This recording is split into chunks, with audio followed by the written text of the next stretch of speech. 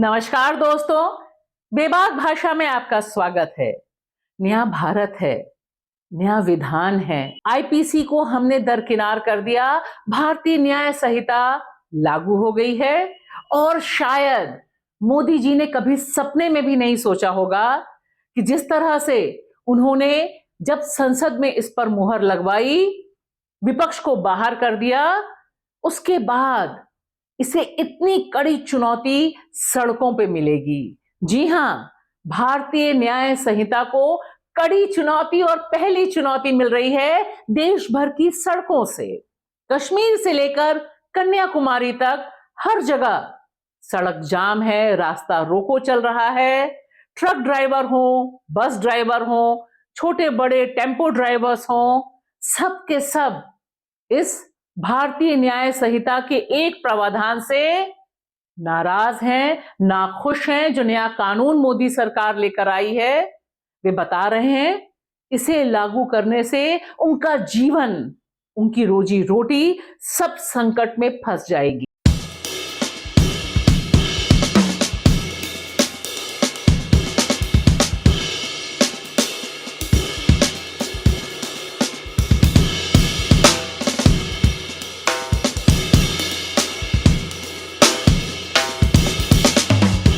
नमस्कार दोस्तों, मैं भाषा और इस समय मैं खड़ी हूं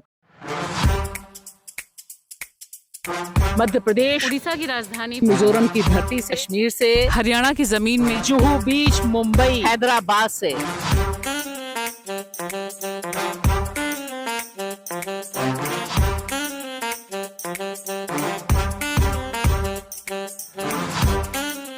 भारतीय न्याय संहिता ने बहुत जरूरी परिवर्तन किए हैं।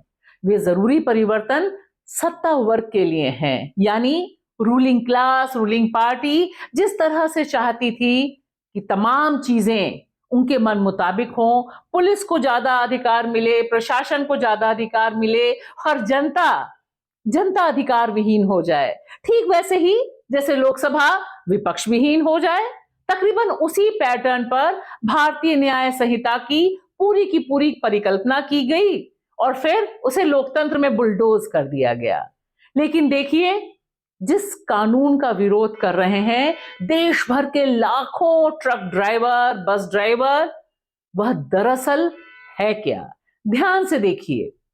आईपीसी के तहत, इससे पहले यानी इंडियन पेनल कोड में, भारतीय दंड संहिता के तहत कभी भी सड़क पे जो दुर्घटना होती थी, उसमें जो मृत्यु अगर हो जाती थी, तब जो वाहन चालक है, ट्रक ड्राइवर है, बस ड्राइवर है, उसके लिए एक ढंग की सजा का प्रावधान था।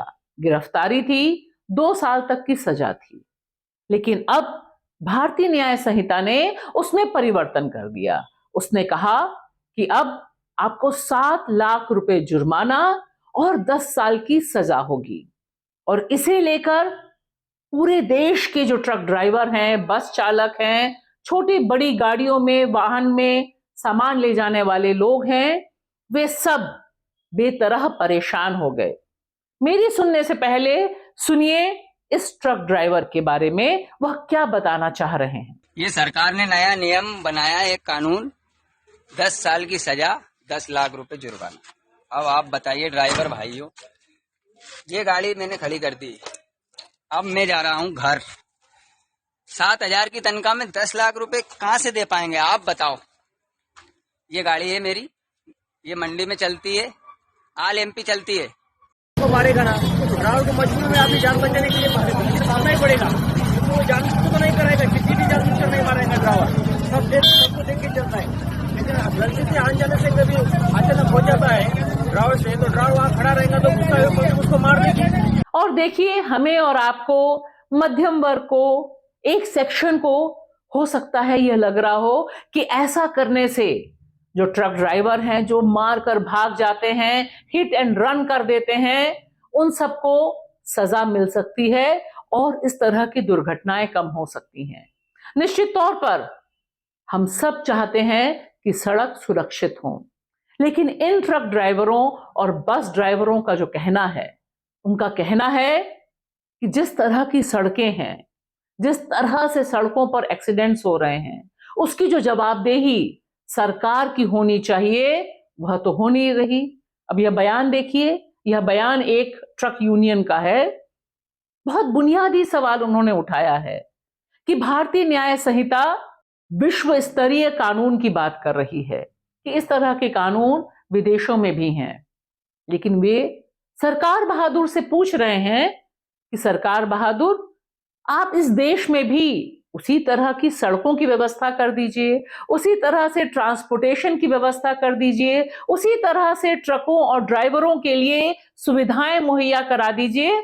फिर निश्चित तौर पर आप देश विदेश जहां से भी आप कानून लाना चाहें, कानून लागू कर दीजिए। क्योंकि अभी तमाम ट्रक ड्राइवरों, बस ड्राइवरों, वाहन चालकों का कहना है कि जब वो 7,000, 8,000, 10,000 रुपए कमाते हैं, तब 7 लाख रुपए का जुर्माना कहां से लाएंगे? कौन भरपाई करेगा? किस तरह से वे घर गृहस्थी चलाएंगे? और उनकी यह आशंकाएं निर्मूल नहीं है। हो सकता है कि आप या आप में से बहुत से लोग ट्रक ड्राइवरों की इस मांग से उसके समर्थन में ना खड़े हों, मांग से सहमत ना हों, लेकिन यह मांग है और इस मांग को लेकर देश भर में उनका जो गुस्सा फूटा है, जो आक्रोश उतरा है, उसे नजरअंदाज नहीं किया जा सकता। कम से कम किसी लोकतंत्र में तो ऐसा नहीं किया जाना चाहिए, क्योंकि दरअसल यही लोग भारतीय अर्थव्यवस्था की रीढ़ हैं। क्योंकि हमें तुरंत दिखाई दे गया, सिर्फ एक दिन में देखिए, 1 जनवरी को हड़ताल शुरू हुई और 1 जनवरी को तो मीडिया ने इसे पूरी तरह से मुख्य पन्नों से गायब रखा। 2 जनवरी को भी आपको दिखाई देगा कि जो अंग्रेजी के अखबार हैं वे भी इसे कहीं जगह कायदे की नहीं दे रहे। लेकिन जैसे ही पेट्रोल और डीजल पेट्रोल पंप पे लाइन लगनी शुरू हो गई, कश्मीर से लेकर कन्याकुमारी तक स्टॉक आउट का पोस्टर लग गया, वहां पे लोगों ने लगा दिया, पेट्रोल पंप बंद हो गए, सिलेंडर को लेकर किल्लत मचने लगी और जिस तरह से तमाम जरूरी सामान जो कश्मीर से लेकर कन्याकुमारी तक सफर करते हैं, उनकी किल्लत शहरों में महसूस होने लगी, तब जाकर यह खबर के रूप में हम तक और आप तक पहुंची।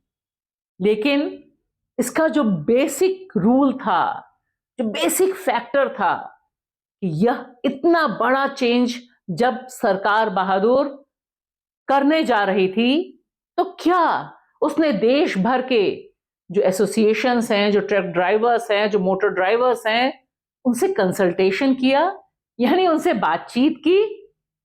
नहीं, कहीं पर भी कोई बातचीत करती सरकार बहादुर नजर नहीं आती, क्योंकि उनका तो शुरू से लेकर अभी तक मानना है कि उन्हें ही सब कुछ पता है।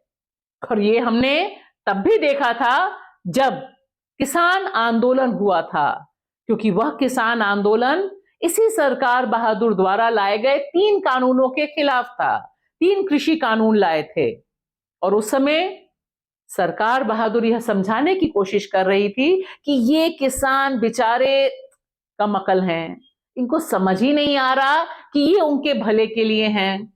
और थोड़ा सा और पहले जाइए तो इसी तरह से नागरिकता संशोधन कानून लेकर आए थे, जिसमें वो बताना चाहते थे कि कौन नागरिक है और कौन नहीं नागरिक है, यह सरकार बहादुर तय करेगी। और उस समय भी देश भर में शाहीन बाग आंदोलन हुआ था और उसके बारे में भी सरकार बहादुर का एक ही रवैया था कि ये सब नासमझ लोग हैं, इन्हें समझ नहीं आ रहा कि देश की प्रगति के लिए उन्हें भी खून देना होगा, अपनी जेब से थोड़ा पैसा देना होगा या कुछ दिन जेल में काटने होंगे। एक और अहम सवाल जो लगातार उठाया जा रहा है, कल से चल रहा है सोशल मीडिया में जबरदस्त ढंग से।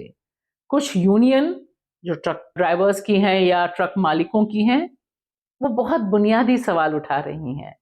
वह कह रही हैं ऐसी हड़ताल इस समय नहीं करनी चाहिए, क्योंकि जनवरी का महीना बहुत ही पावन महीना है।